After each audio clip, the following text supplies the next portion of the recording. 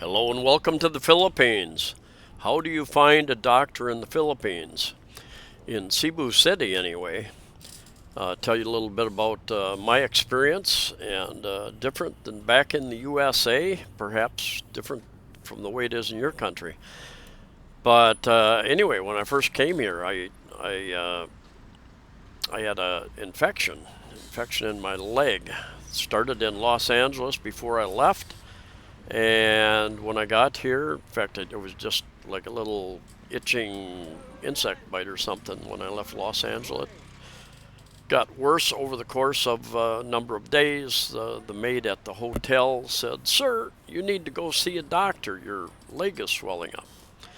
And so I said, "Well, where do I find a doctor?" And they said, "You have to go to a hospital."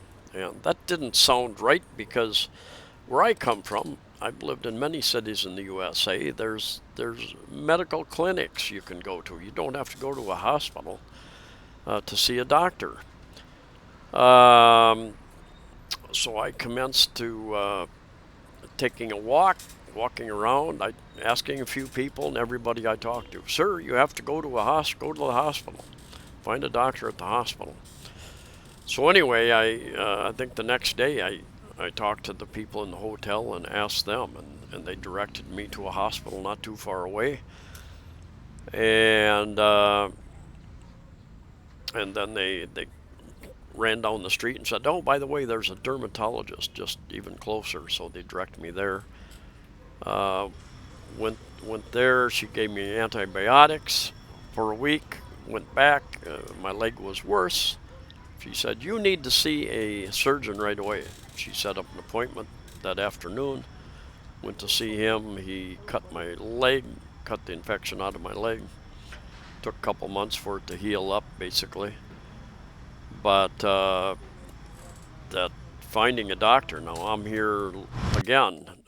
Walked into Cebu Doctors University Hospital and inquired about a dermatologist again because I've got a bit of a rash on my arm. I think it was an insect bite of some sort, and I would scratch it, and it expanded, and I would scratch it. I've tried calamine lotion. I've tried a couple of other creams, and they didn't do any good, and it got worse. So I said, I need to go see a dermatologist. So you walk in to these hospitals, and they'll direct you, tell them what your issue is. They will, like here, they have a physician's directory, and they showed me the dermatologist there, and it specifies what days they work, what buildings they work out of. And what you'll find is there are many buildings around the main hospital, and they will have offices in the various buildings. And a lot of these buildings, they aren't clearly marked, so every building has a security guard, or you just ask other people. You come by and ask them, "Where's such and such building?" They can usually point them out. And this was somebody I used several years ago when I had a rash on my neck. And she was in Manila, I think, that particular day. And this was another building, another dermatologist, and I waited there. They worked from 10 to noon and then 2 to 4, I believe. So I went in there and I sat there for an hour, not having an appointment. I was fortunate that they fit me in and diagnosed me, gave me some creams. What did it cost? The office visit cost me 500 pesos, about 10 US dollars, a little less than 10 US dollars at today's exchange rate. She gave me a couple different creams, 500 pesos each, $10 each. So that took care of that issue. Not too bad a price, I guess. I and they had the creams, the ointments there in stock. I did stop at a couple pharmacies. A lot of pharmacies around these hospitals. There's a pharmacy almost on every street as you walk around the uptown Cebu City area and many other parts of Cebu metro area. But I stopped at a couple of other pharmacies, and two of them did not have the prescriptions. one place finally, I think Rose Pharmacy, finally came up with an alternative, something similar, close to it, I guess. There's a pharmacy there. Um, and I asked, well, how much is it? It was 350 instead of 500, so a little bit less, but not sure if it was the equivalent of what I got. So I'm glad I purchased the item there. So it was actually what she prescribed instead of a generic or something only similar, not quite the same. She also said I should take an antihistamine like loratadine, which I've got at home, but I bought some extra. Like Claritin. Claritin is a brand name, and antihistamine. I guess that helps reduce the itching, perhaps something like that. I guess. Anyway, you'll find that a lot of these doctors work at more than one hospital, and they might work at a medical center some days or some parts of days, and hospital another part of the day. Um, so you're never sure when you show up. In fact, the one lady said, "Yeah, be sure to call next time, set an appointment, because just because uh, our schedule states that we're going to be here certain hours, certain days, that's not always the case." And here's a new Bayfront hotel, I believe, right next to Cebu Doctors University Hospital. I didn't realize that was it here, but there's a hotel right there. There are other hotels pretty near this area as well. One thing I like about the Philippines, you can generally go directly to a specialist.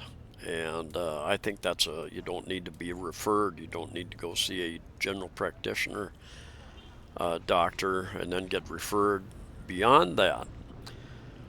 Um, I have had the situation where here again, several years ago, that I went into a hospital, asked for a dermatologist, no dermatologist, so they directed me, I think it was a Saturday, and there weren't a lot of doctors in the building. They directed me to uh, a different specialist. And I went in and she looked at I had a rash on my neck and my back, I think. And she looked at it and she backed away from me. She didn't look very close. She was afraid of it. And she didn't know what it was, but she was afraid it could be contagious. And, she backed away from me a bit, and she gave me a prescription for something, some antibiotics actually, and they did help a little bit for about 7 days. Helped a little bit, but then it got worse again. And so then I tracked down an actual dermatologist, and after she diagnosed what I had, she gave me some other, actually 21 days of antibiotics. She says it's a deep acting antibiotic to get to my particular situation. And she said, no, the first stuff you got was not the proper stuff. So you want to try to find the correct specialist, obviously. Otherwise, they might be guessing. And as far as pharmacies, they've got a couple pharmacies specialize in generic. The generic pharmacy is one of them there, and there's another one or two that specialize in generics, and I occasionally get some of my stuff there. I don't take much in the way of, I don't take any prescription medication on a regular basis, only in special circumstances. And here's another kind of open air, open to the sidewalk pharmacy. And the hospitals themselves, of course, I think all of them have pharmacies. I had a friend. He was prescribed something, I think, a sleeping pill. He was having a hard time going to sleep, and he went around. He was prescribed some kind of sleeping pill. I think he went to like a couple of hospitals and several, like 7 different places, pharmacies and hospitals, before he finally found one that had the medicine. Um, there are only certain doctors who can prescribe some of the higher, what do you call it, higher end, or uh, some of the pain medications that are more restrictive, I guess, that type of thing. Um, in fact, I think even with this sleeping medication my friend got, the first the first doctor who prescribed it, he took it to the pharmacy, and they said, well, this doctor isn't qualified to prescribe this type of thing. You've got to go to such and such type of doctor to get that. So we had to go back and find another doctor to prescribe it. Um, I have heard, and I've done it also. I've had a prescription early on for a sinus infection when I was here, and I used it a couple of times actually.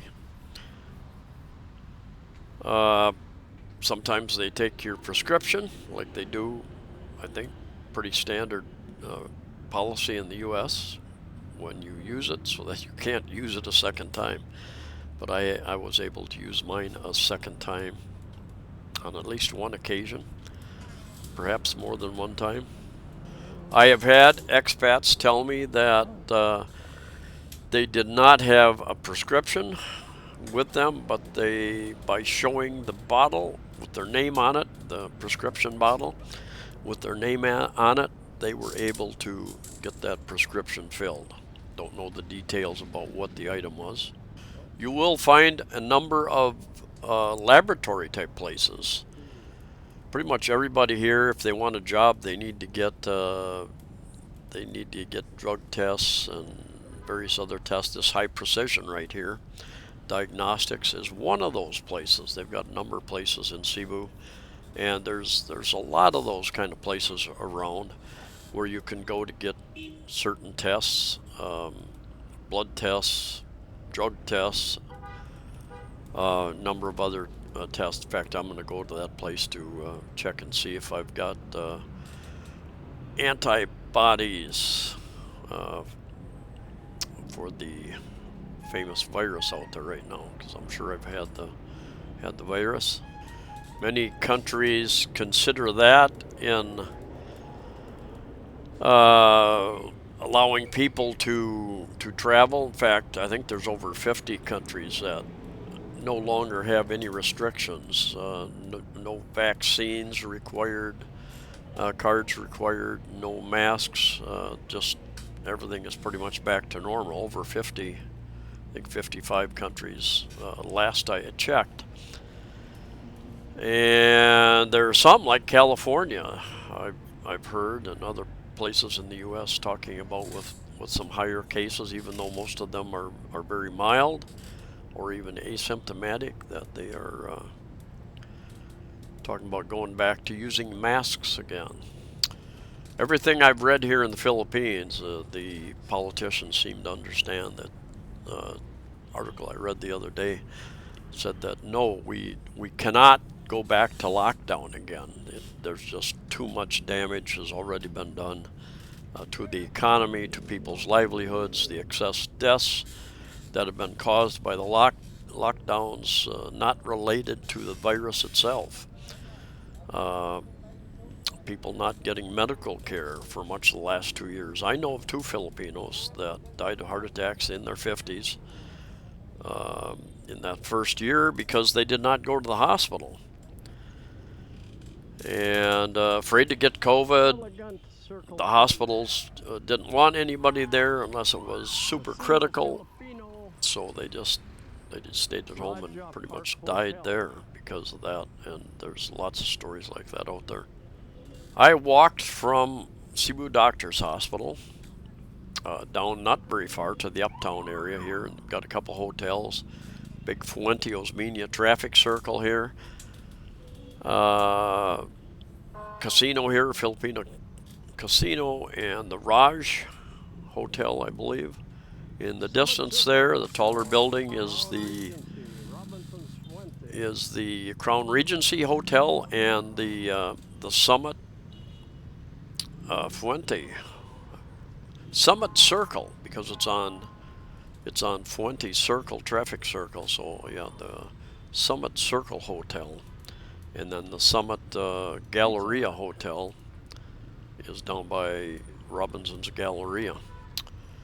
There's two Robinson's malls here. There's Robinson's Fuente, we're looking at straight ahead, and directly opposite, and it's interesting, I didn't know there were two. I would frequent this one fairly often when I lived here the first year or so. And there's one directly across the big traffic circle, and it's called Robinson's Cybergate. Now, Robinson's Fuente has the grocery store, has a hardware store, department store, and today I went in there. I need another couple pair of shorts, and went in there and got some shorts and socks and a couple of other things. Cargo shorts is what I prefer. Yeah, lots of pockets and lots of people hanging out asking for money, and a lot of times they will be holding a baby,